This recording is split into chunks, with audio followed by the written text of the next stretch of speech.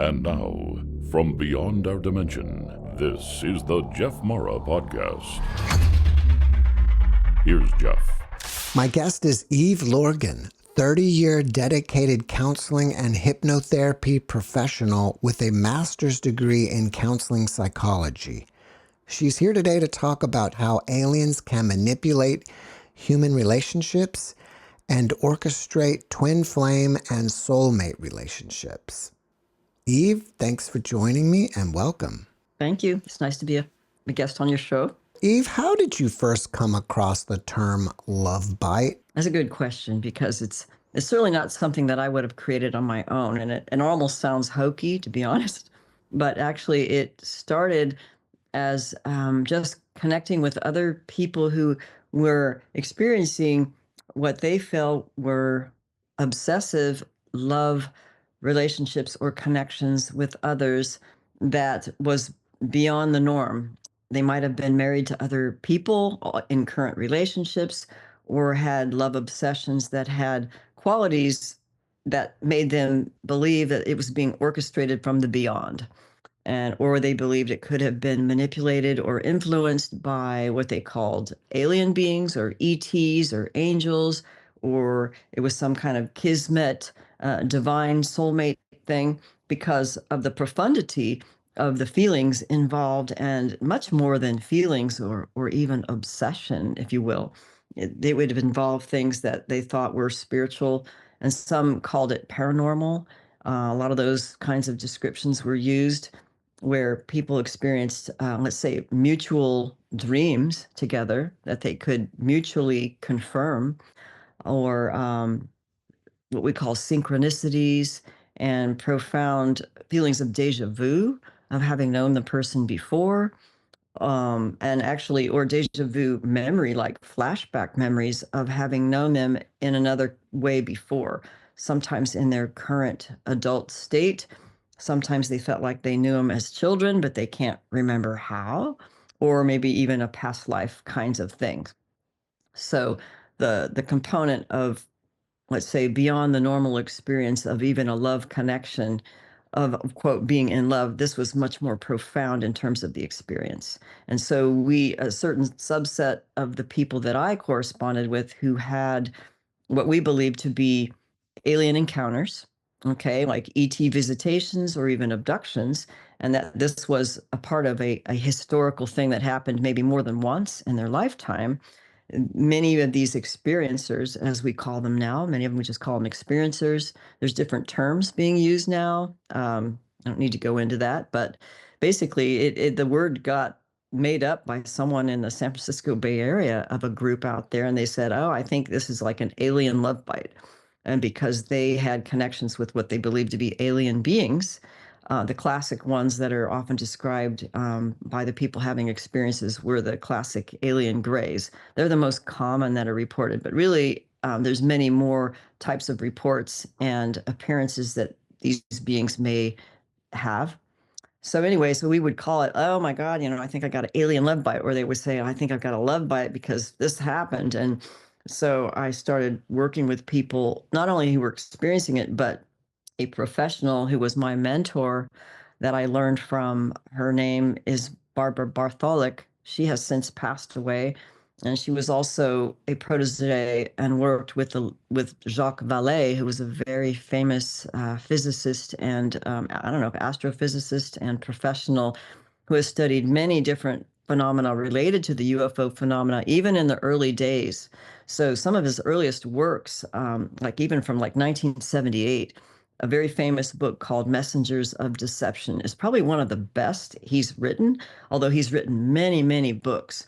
But long story short, Barbara Bartholic had worked and corresponded with him as a professional, studying different elements of the UFO phenomena, which of course now they call this UAPs and different aerial phenomena. But within that study, people would report encounters with beings that they thought were aliens, whether it was in a craft or from a craft or whatever.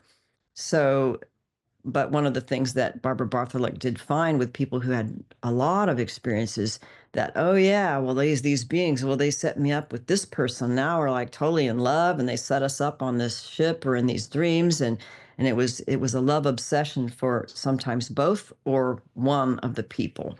And it would take out this characteristic dynamic over time that we basically called like, oh, this is an alien love bite or a love bite. So that's how it got started, the whole name. But really, what Barbara Bartholak, what she called it, she just called it, in her way of understanding, she called it, well, these are the alien engineered love obsessions or alien orchestrated love obsessions. And so that's how she called it. And then we just said, oh, it's a love bite. Do you think that most of the alien contact with these humans is occurring during dreams, meditation, or astral projection, or is it physical? I would say it's both, although most people recall these things within a type of lucid dream or a dreamlike memory. I think it's both physical and what some people just say, well, it's other dimensional. They don't know how to describe it. And it can be, quote, astral or in your dreams. But I believe that these beings, whoever they are, can interact with us in many different capacities. And maybe initially when you're young, they might get you in a physical way. And then once this physical event occurs, there's no longer a need maybe to interact in that way. And then they may just need to interact with your consciousness or your energy body in such a way that they do whatever they need to do. And if these are advanced beings from beyond our realm or way of understanding reality, they can interact in whatever way they choose to create a certain effect.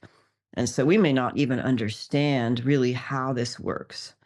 But I have, corresponded over the years with advanced researchers who are PhDs who have described this with respect to physics in a much better way that I would be able to explain it. And I can mention his name because his name is Dr. Corrado Malanga of Italy. He's a PhD in organic chemistry from the University of Pisa, and he is now, I guess, retired from teaching, but he has been involved in many research projects that help describe what people experience, and he can put this in the terms of physics and advanced physics that would actually explain how they may go in and out of time and create even time variations in our experience within these kinds of, abductions or visitations. So I believe that there is a scientific explanation, but it can function on many realms of how we experience this and how we articulate that. Well, you have a BS in biochemistry and you've worked in the biotechnology industry for years. I'm assuming in your academic education of counseling, this subject wasn't taught in school. So when you first approached this subject, did you believe in it? Were you skeptical? And if you were, what changed you?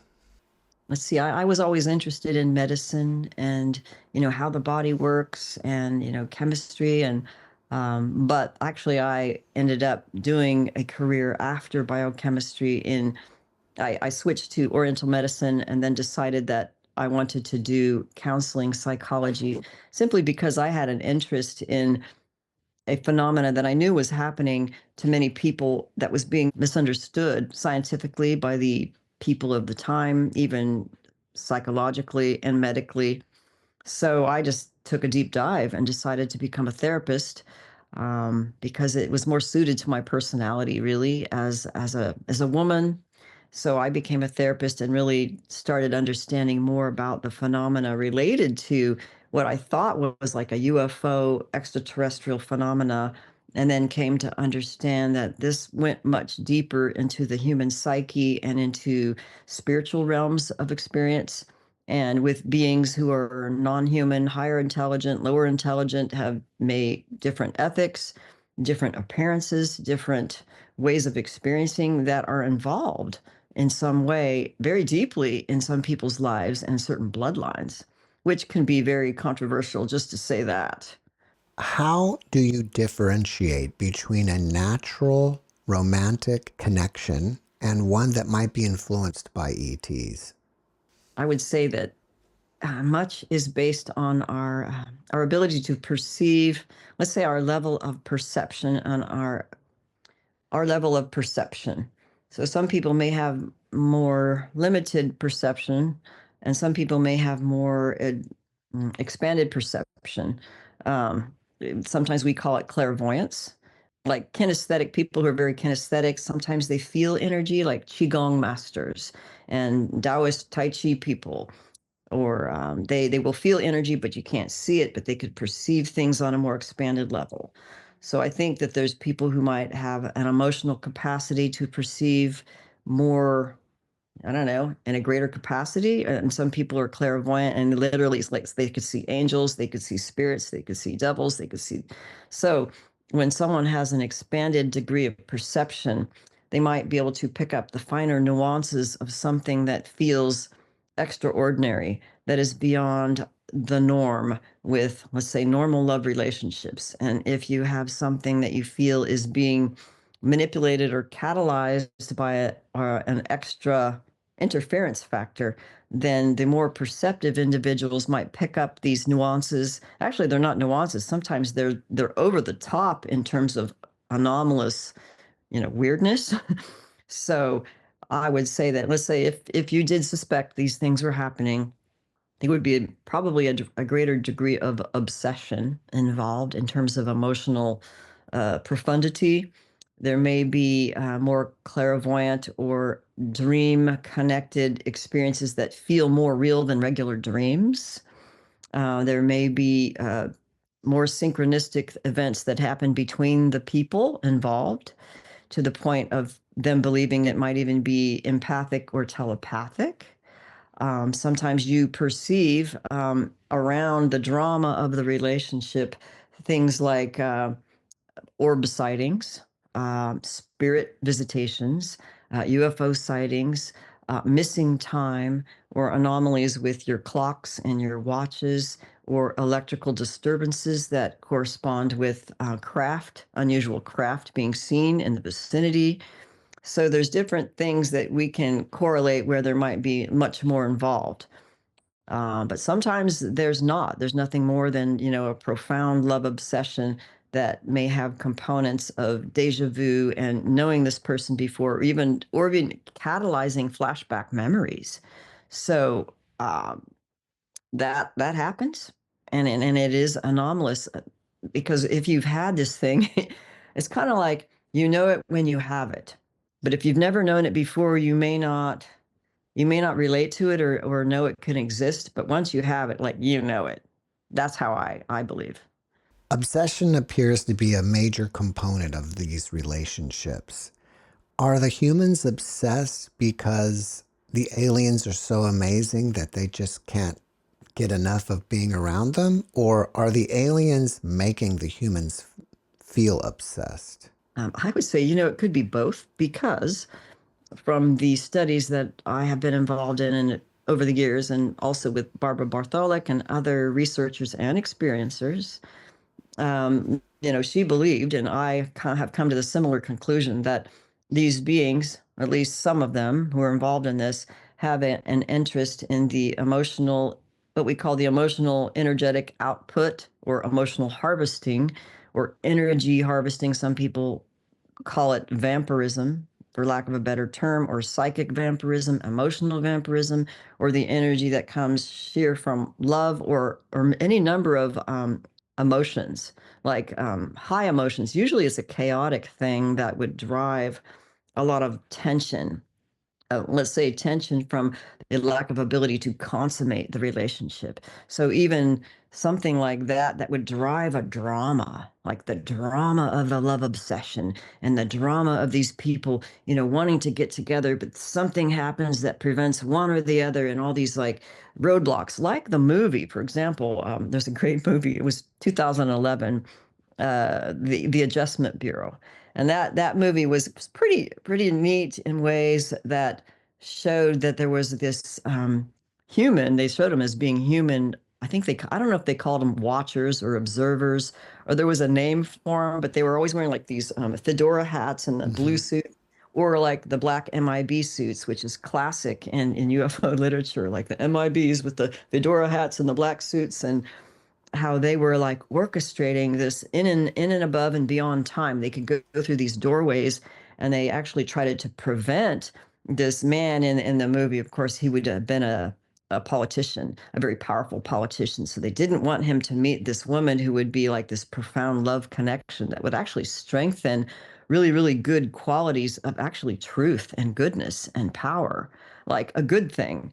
So in the movie, of course, they were being thwarted from meeting, and it took them 3 years before they met again, and they kept being sabotaged, and he was being abducted by these beings in and out of time, and it was very dramatic. But at the end of the movie, they actually made it look like they were being tested by these observer watcher beings who knew how to calculate all these different timeline probabilities of what would happen if he didn't get involved with her, or if they had a relationship, and what would happen to him as a politician, like all these different factors in a timeline. But in the end, it turned out that, because of their love and because of their persistence to keep moving forward and not be afraid, and to go after the relationship and authentic good love, that they went beyond the norm of whatever these sabotages and distractions to just to beat it all the way to the end game.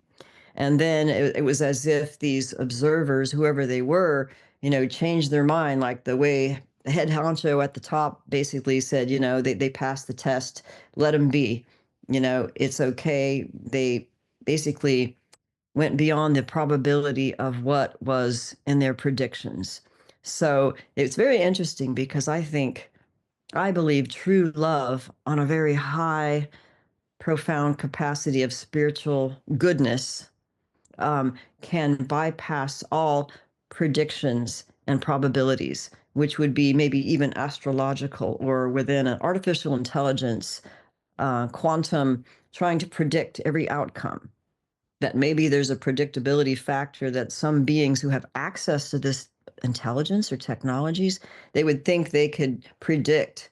But I believe that there's an unpredictability when you really tap into something very good, and we can call it God, we can call it Christ, that goes above and beyond time and space and predictability.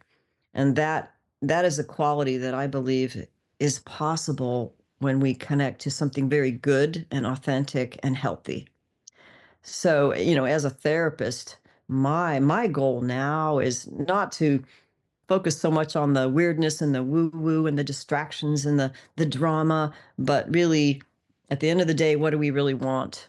We want healthy love. We want good dynamics in our relationships and families, and we really want the best for us and our children and our, the generations to come, above and beyond who these beings may be, that we have access to that unpredictable, pure love beyond time and space. In these human alien relationships, are the motivations and the intentions on the alien side malevolent or benevolent? Very good question. And some beings, I think it's, from a human perspective of being not on the top of the food chain, would say, well, that's malevolent. Okay, they would just make that quick assessment. If they're feeding on our energy, creating all this chaos and disruption and suffering, to the point of, I would say the point of even suicidal ideation, one would say that's malevolent.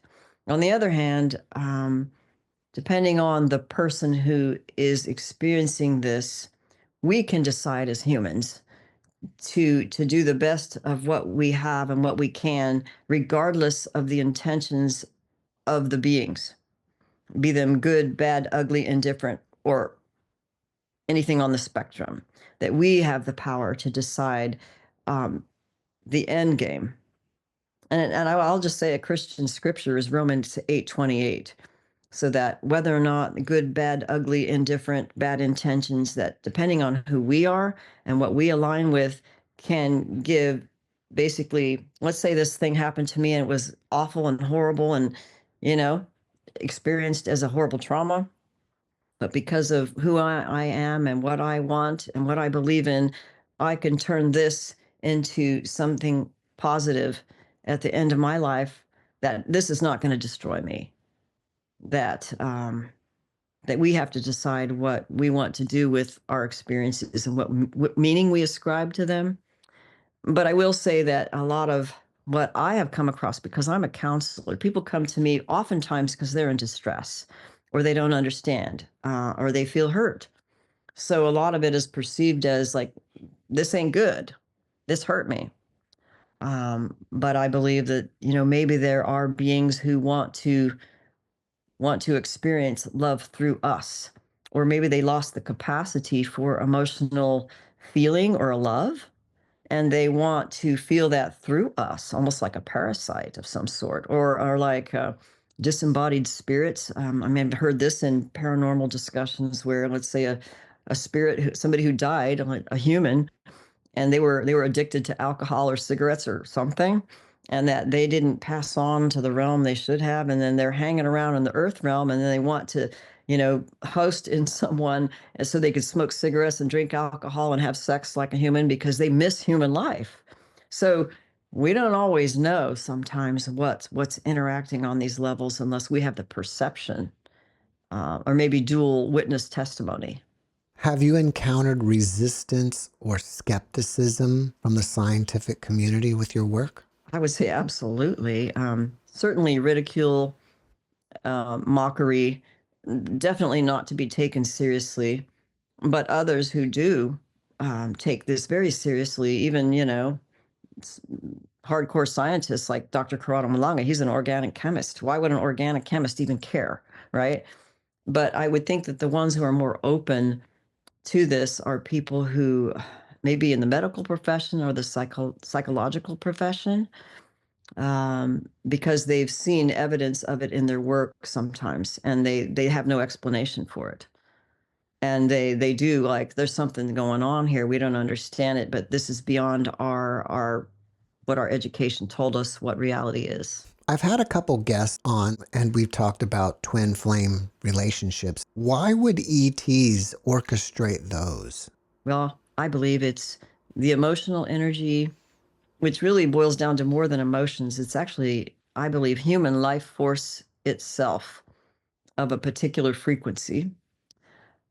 And it's also, there could be such a thing that I believe is a type of, I call it psychic vampirism, where there's an entity, we can call it an entity for lack of a better term, because they may take different forms and they may be functioning on another realm of reality. We say the astral realm or whatever.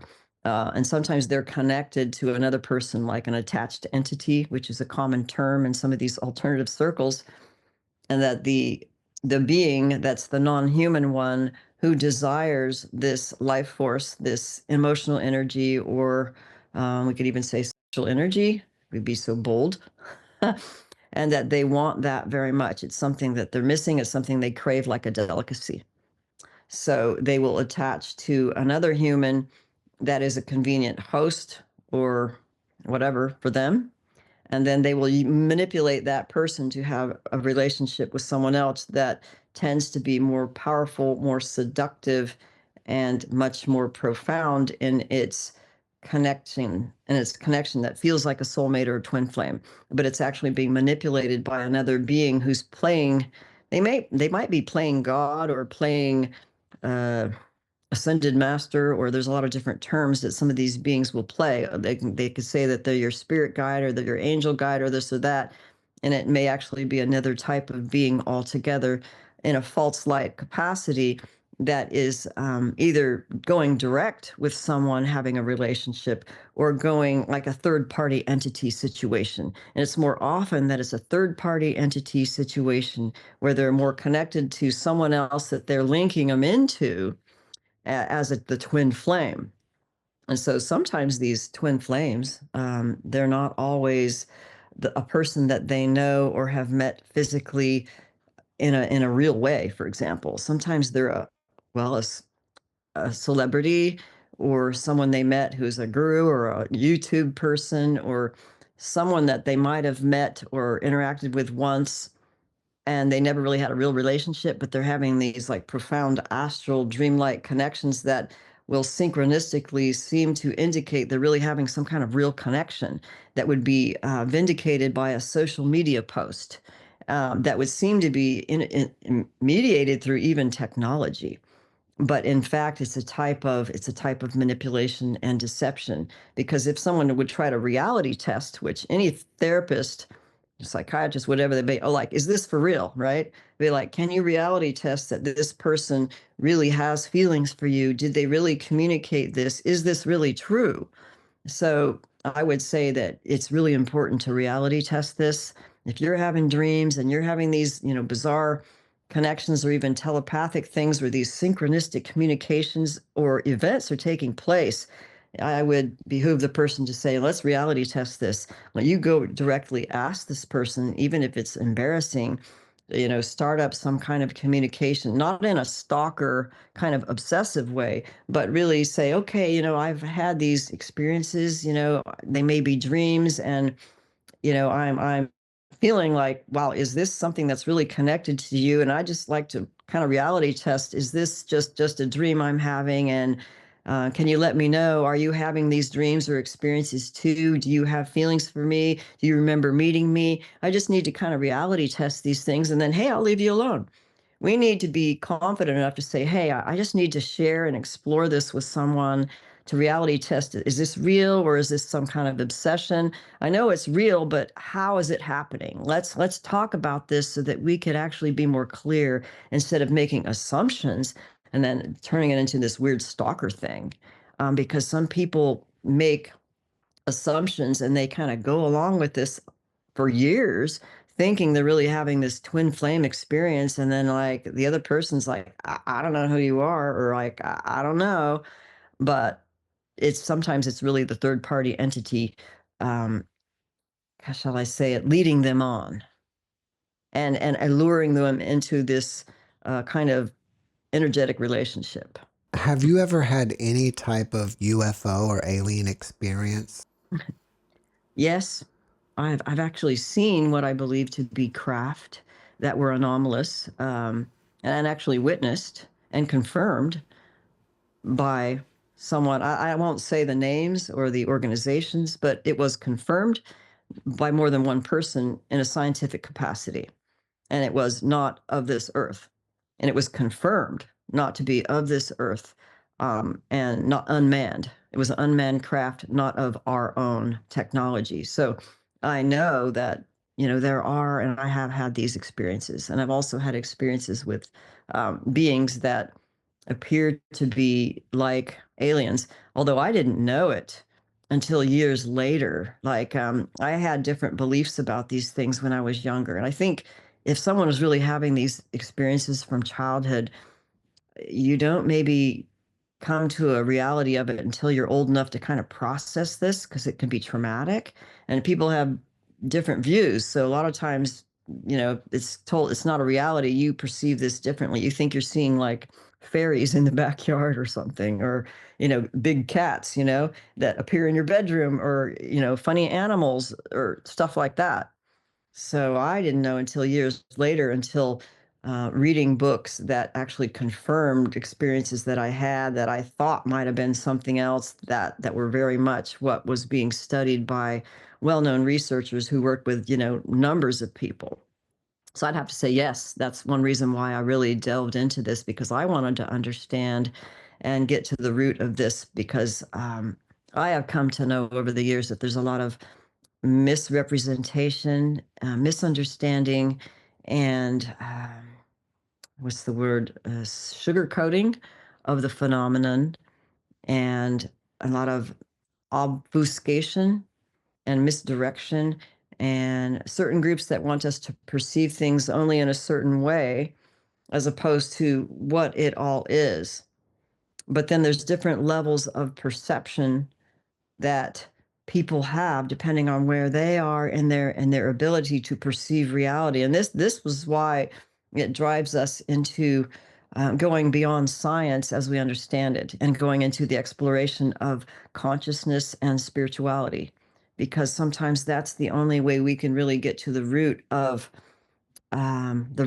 perception, and what I'm calling the manipulation of perception itself, and what we call purity of perception, even within a Buddhist meditation perspective. One of the goals would be, purity of perception. And how can we, be at that place of perception so that we're not being manipulated by conditioning or any form of manipulation or our own emotional desires or fears that can manipulate our perception.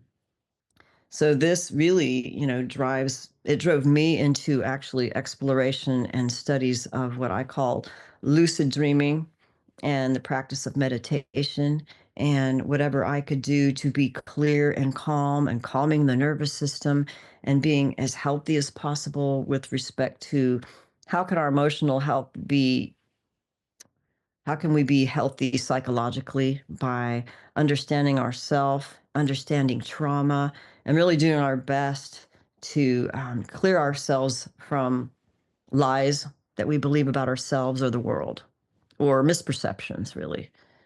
Are there any particular species of aliens that the majority of these relationships occur with, like the Greys or reptilians? Yes. The alien grays are the most common ones perceived. They're generally smaller in stature and kind of skinny, gray or white or pink or brown, with large black eyes, and very spindly, thin neck, hardly any nose or mouth. Those are the most common reported beings. But there's also lizard-like beings. Some call them reptilians, but there's actually many different types that people perceive, like alligator or frog-like or uh, dinosaur-like, draconian, winged serpents, tall whites that look humanoid but maybe have a little more gray, big eyes. There's many different reports, like the insectoid or the mantis types are also common. Um, some cockroach beings. I mean, there's a large different variation in perceptions of beings, like bird-like beings, very large, tall bird-like beings with wings, bat-like wings.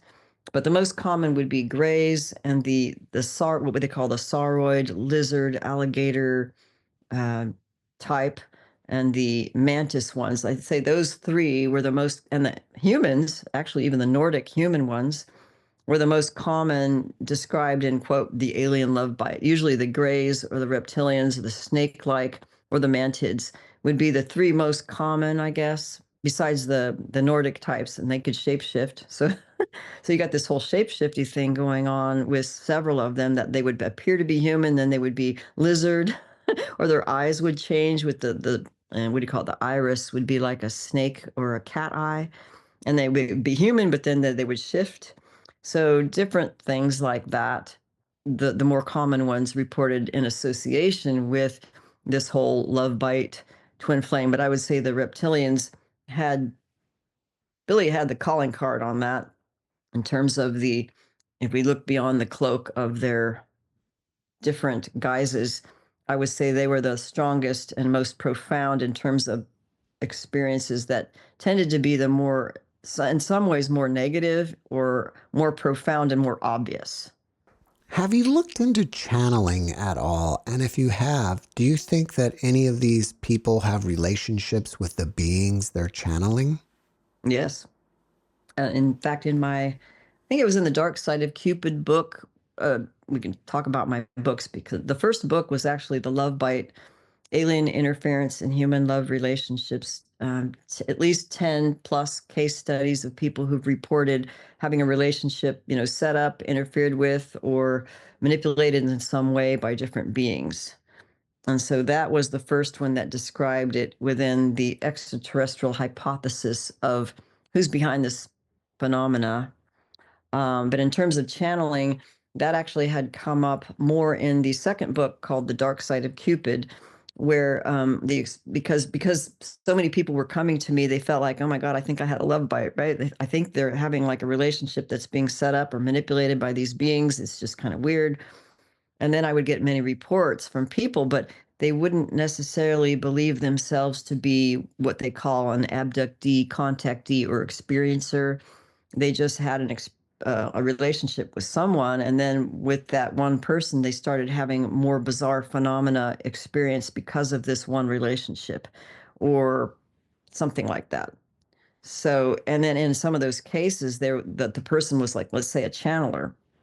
And then the channeler would have a number of spirit guides that may come through them, and they can call themselves ETs, they can call themselves ascended masters, or may have different names or alleged appearances. But then the channelers, for example, would have a relationship with a person who was like my client, who reported the experience, which was a love bite.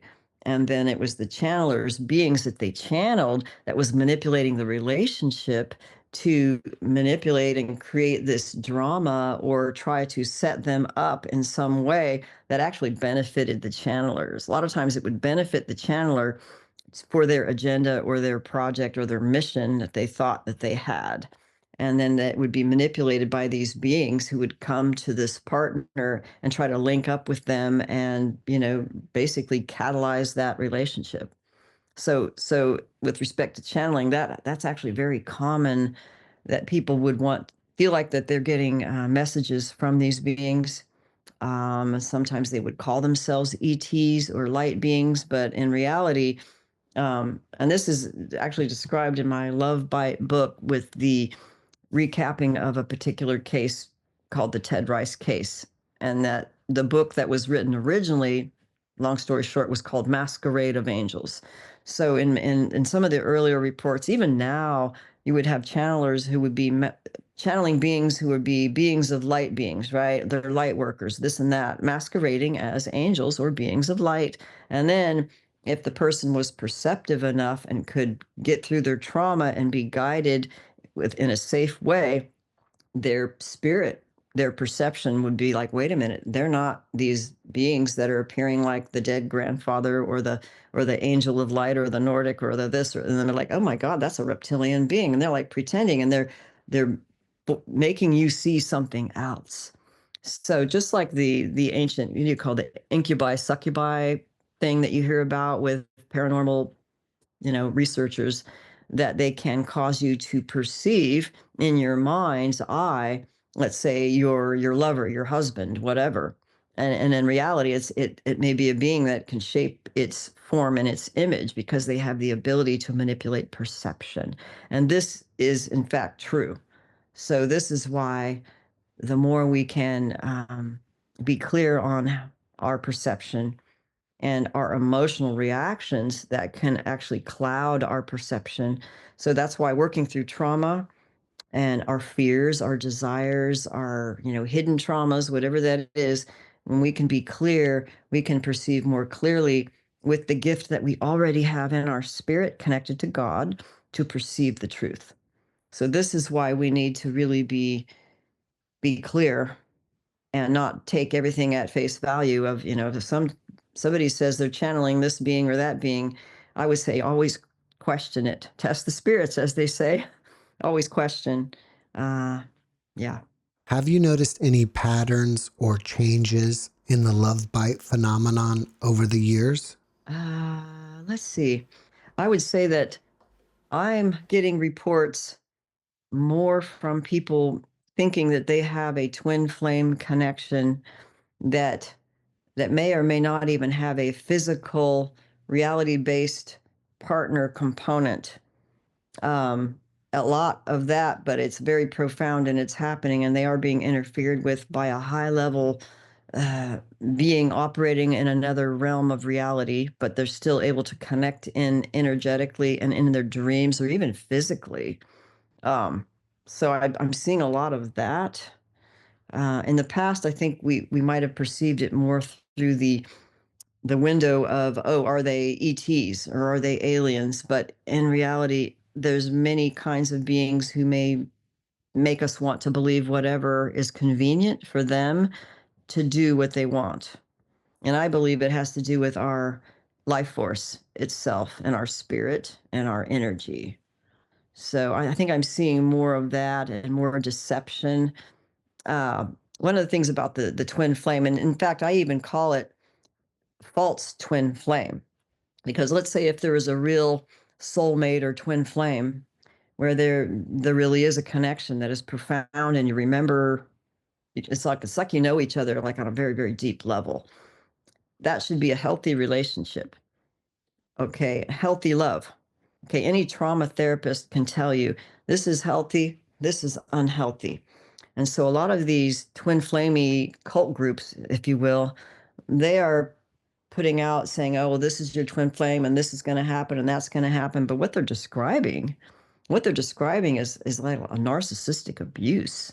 They're describing the normalization of a very unhealthy narcissistic abuse relationship, enabling maybe one partner to be basically the narcissist or the energy vampire who's very unhealthy in their energy or their relational dynamics. So any therapist who knows what narcissistic abuse is, and that's very popular now, and it wasn't well known. Like when I got my master's, they didn't know this real well. They knew about a personality disorder, but nowadays, the whole thing about what is a healthy relational dynamic and what is complex trauma and what is dissociation, when we can look back, what back in the day, they called it, let's say, the alcoholic and the co-alcoholic, where the relations of a husband and wife, for example, one was the addict and one was the co-addict, but they're still being abused, and they would be like the codependent, and the other one would be the addict, and the relational dynamics would be very unhealthy, and the codependent would be enabling the addict and the abusive behaviors that went along with this addict or narcissistic kind of personality. So this is a very simplistic way of saying, wait a minute, these same unhealthy dynamics are happening, and that it is not normal and is not healthy, and we should not normalize these narcissistic behaviors that are classic narcissistic abuse. And so a lot of these false twin flame things, when you look at the dynamics, I mean, it is bar none unhealthy narcissistic abuse by a type of emotional or energy vampire predator, or it is a third party entity that is running these things and running cult narrative belief systems that would enable these predatorial energy vampires. What future directions do you hope to explore in your research? I want to work towards, how can we, what is the best way that we can fully recover from complex trauma, post-traumatic stress disorder, any kind of trauma that could have occurred from early childhood all the way to adulthood, or maybe something that just happened in a bad relationship, in a marriage, and to really do trauma recovery, and what I believe on a spiritual level, to include spiritual, what I call restoration of your soul, and connecting and activating with your eternal spirit connected to God, like benevolence, not a fake God or a false God that requires blood sacrifice or something, but restoring our soul, recovering from trauma, becoming more whole and more healthy and more loving in our relational dynamics. And so, at the end of the day, I think that is the most important thing, and actually bringing more simplicity to this instead of making it this complex theory. I mean, this is how I discovered it. Aliens and extraterrestrials and the weird woo-woo, what are they doing? But really, let's bring this back to simplicity of healthy relational dynamics in marriages, families, family systems, by having a love for the truth and the truth of healthy love, and how we can create that in our families and in our communities and in our world from the grassroots level.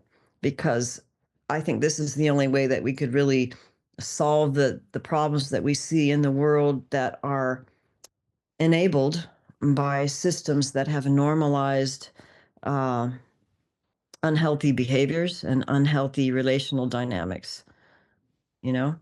So that, I think that's the end of the day. Let's be healthy. Let's recover from trauma.